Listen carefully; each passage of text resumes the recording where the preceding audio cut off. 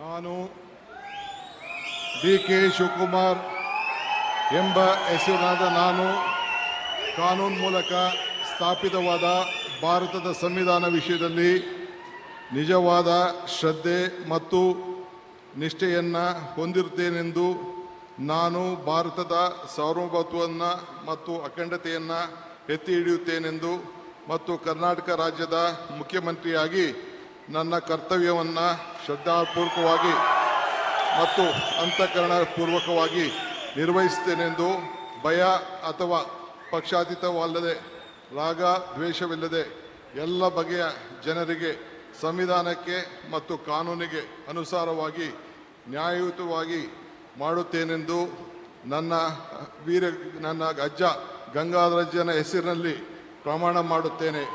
ಶ್ರದ್ಧಾಪೂರ್ವಕವಾಗಿ ಪ್ರತಿಜ್ಞೆಯನ್ನು ಮಾಡುತ್ತೇನೆ. ಮಾನ್ಯ ಮುಖ್ಯಮಂತ್ರಿಗಳು ಈಗ ಪ್ರಮಾಣ ವಚನಕ್ಕೆ ಸಹಿ ಮಾಡಲಿದ್ದಾರೆ.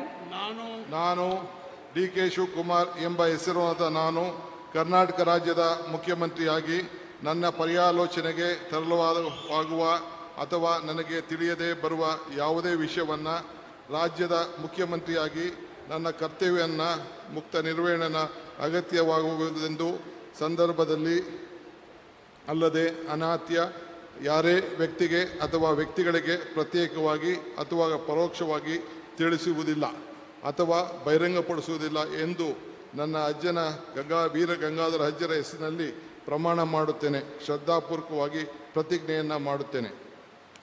ಧನ್ಯವಾದಗಳು ಸರ್.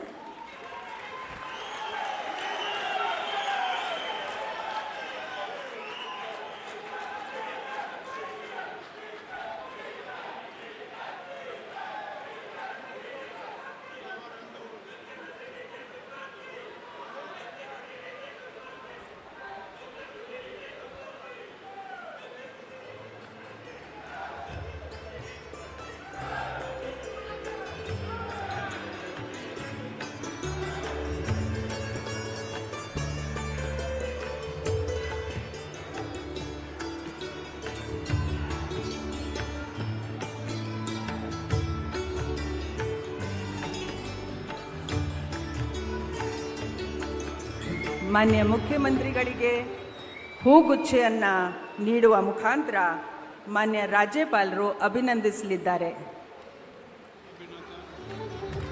ಚಪ್ಪಾಳೆಯೊಂದಿಗೆ